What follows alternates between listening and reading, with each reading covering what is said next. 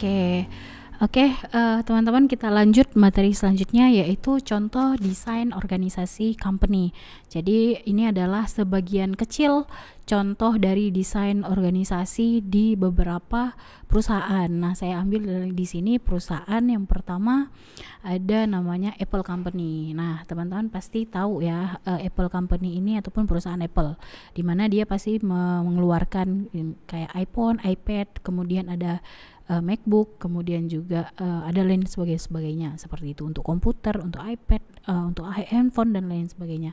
Jadi teman-teman, Apple ini dia itu memiliki desain organisasi di mana fokus ke teknologi, teman-teman. Nah, kalau seandainya teman-teman pengen tahu lebih detailnya, teman-teman nanti bisa cari di YouTube ya.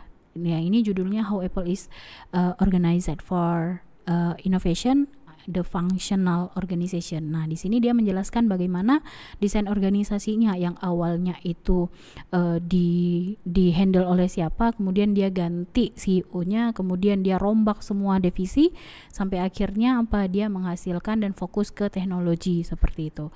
Nah, ini adalah salah satu contoh desain organisasi Apple, dan ini juga berbeda dengan perusahaan satunya. Nah, di sini ada dua perusahaan ya. Yang pertama ada Apple, kemudian ada Google Company. Nah, kalau seandainya perusahaan Google, dia lebih prefer ke karyawannya. Dia memberikan value ke karyawannya seperti itu. Kenapa? Karena dia ingin memberikan yang terbaik, mensejahterakan karyawannya, dan efeknya apa? Efeknya itu karyawannya itu akan lebih produktif. Kemudian juga dalam mencari ide itu lebih enak. Kenapa? Karena banyak fasilitas yang diberikan. Nah, untuk lebih jelasnya teman-teman nanti bisa nonton YouTube ya, nonton YouTube dengan judul ini. Jadi saya nggak putarkan YouTube-nya di sini karena apa? Menyingkat waktu. Nanti teman-teman bisa langsung cek sendiri di YouTube. Nah, di sini saya paparkan judulnya seperti itu. Nah, teman-teman pasti pernah ataupun mungkin pernah mendengar perusahaan Google itu gimana sih dalam mensejahterakan karyawannya. Nah, kalau Google itu dia lebih fokus ke karyawan, di mana di perusahaan Google itu ada tempat fitness, kemudian juga ada juga kalau sana mau bawa peliharaan juga boleh, kemudian juga kalau mau teman-teman mau rapat, kemudian mau bekerja kayak bentukan kafe gitu, itu juga memungkinkan.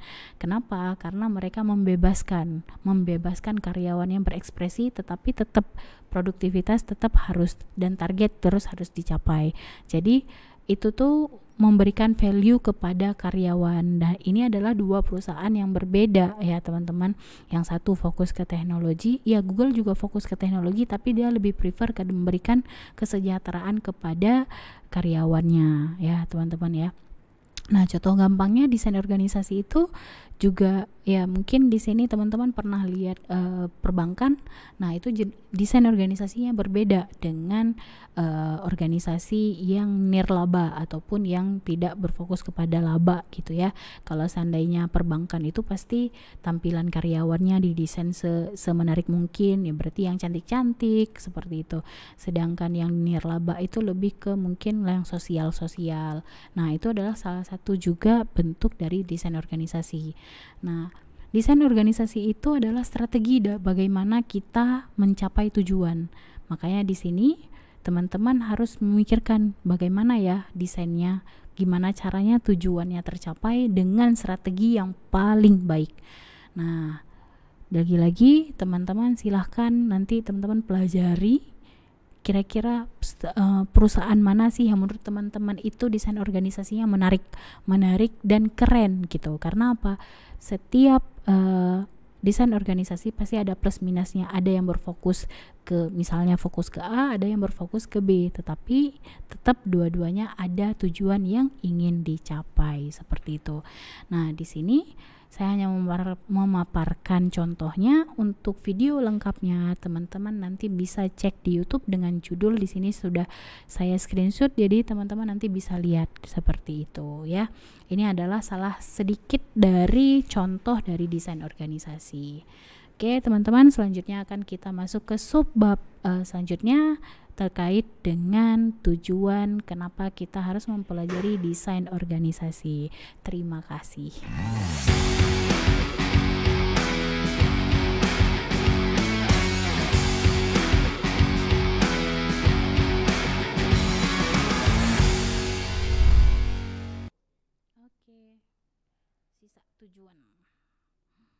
Hmm, hmm, hmm, hmm, hmm, hmm, hmm, hmm, hmm.